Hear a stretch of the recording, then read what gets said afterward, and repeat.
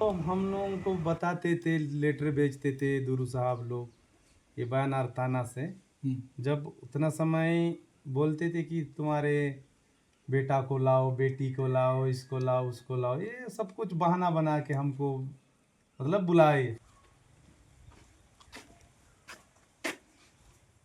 और घर में आते थे साहब लोग, कोई मेजर लोग ऐसा टाइप के, तो बोलते तो तुम्हारा बेटा को लाओ, नहीं तो तुम्हारे परिवार को जेल भेजेंगे। बस डराना धमकाना। तो फिर डर गए मेरे माँ पिताजी लोग, मेरे पिकअप तो जेल भेज देंगे, तो यहाँ कोई हमको छुड़ाने वाला कोई नहीं रहेगा, तू जंगल में रहेगा, तू उधर घूमते रहेगा, तो हमको कौन छुड़ाएगा बोल के बोले। तो तब फिर मैं फिर एक बात सोचा, और भी अन्य लोग कई कई मेरे दोस्त लोग भी बोले, इतना दिन से भुगत भुगत रहता है यार, तो इतना बग बग के जीता है, तो कभी पुलिस के हाथ से बुचकता है, कब तो फंस जाओगे, तो फायरिंग करके मार देंगे, तो सिलेंडर करके अच्छा रहना बोले। तो फिर मैं ठीक है, फिर शासन का लाभ भी मिलेगा, कई लोग बोले। तो साहब लोग भी लिखे थे कि तेरे को प्रशासन से लाभ मिलेगा, तेरे को जमीन के बदले यहाँ से तेरे परिवार को मतलब भगाएंगे, तो हम उधर तेरे को जमीन जुगाड़ देंगे, जमीन मिलेगा। ये सब कुछ नहीं मिला भैया। और क्या नौकरी देने का प्रावधान भी था? नौकरी, तेरे को नौकरी यहाँ सिलेंडर करो, पार्टी को छोड़ के जाओगे, संगठन को छोड़ के तुम्हारा बेटा को लाओगे तो नौकरी देंगे। या घर परिवार को भी बताते थे, जो लेटर थे उसमें भी लिखते थे, जैसे तुम छोड़ के आओगे तो फिर हम नौकरी देंगे। हम लोग 8-9 जन थे भैया, 9 जन थे मान के चलो।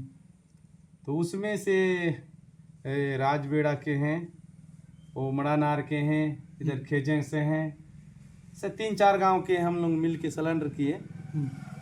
तो अंदर वालों का आपको ऊपर दबाव नहीं आया था? अरे बहुत मीटिंग किए भैया, मेरे को 1 साल 5 साल कहीं मत जाना, इस गांव को छोड़ के उस गांव चल, कहीं काम, कहीं शादी हो गया, पार्टी हो गया, उस जगह में भी जाने मत देना। ऐसा करके मेरे को 4-5 जन होके फिर पार्टी वालों को फिर बात किए, हम लोग जाने नहीं देंगे, हम जिम्मेदारी लेंगे इसको, ये करके फिर उनके बात किए। इस गांव के सियान सजन जो भी हैं, 2-3 जन मेरे जो जिम्मेदारी थे उन लोग गुजर गए, और 1-2 जन महिला हैं, बाकी लोग तो गुजर गए। हमारे साथ 8 लोग थे जो सिलेंडर किए, 8-9 लोग थे, उसमें एक जन को मारीचे दिए नक्सली लोग।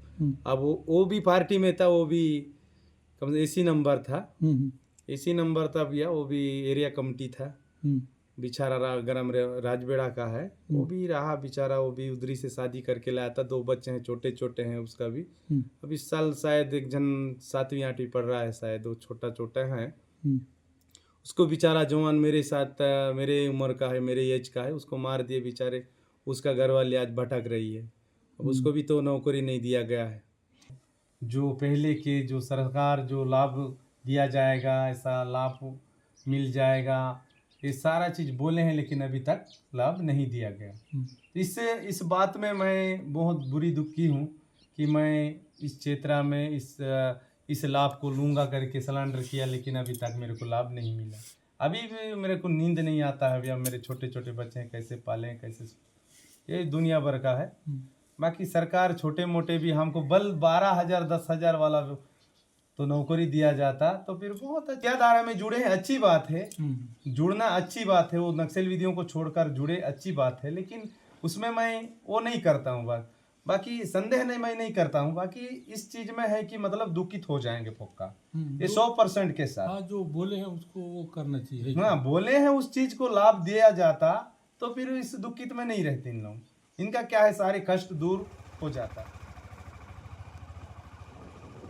छत्तीसगढ़ को मार्च 2026 तक नक्सल मुक्त बनाने का दावा किया है। तब से कई नक्सली मुठभेड़ में मारे जा चुके हैं, वहीं कई माओवादी मुख्य धारा में जुड़ने के लिए आ रहे हैं। विगत कुछ महीनों में बस्तर संभाग के अंतर्गत लगभग सभी जिला में काफी बड़ी संख्या में माओवादी कैडर ने हिंसा त्याग कर समाज के मुख्य धारा में शामिल होने के उद्देश्य से सामने आए हैं। उन्हें समाज भी स्वागत किया, शासन भी उनको स्वीकार करते हुए उनके पुनर्वास के लिए सभी प्रकार के सहायता और कार्रवाई की जा रही है। SLR, इंसास और 303 वेपन भी आज हैंड ओवर किया।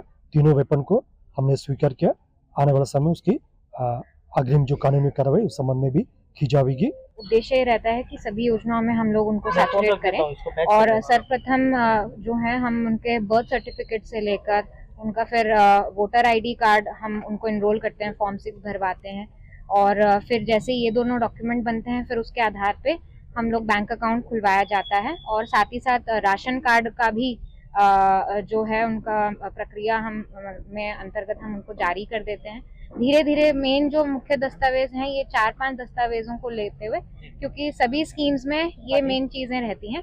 आधार एनरोलमेंट जैसे ही ये वोटर आईडी कार्ड और बर्थ सर्टिफिकेट और ये बन जाता है उसके बाद आधार एनरोलमेंट हो जाता है और आधार कार्ड उनको 2-3 महीना, क्योंकि UIDAI का प्रोसेस रहता है, उसको वेरिफिकेशन किया जाता है, 2-3 महीने में प्राप्त हो जाता है एंड देन बाकी सभी स्कीम्स में उनको सैचुरेट करते हैं।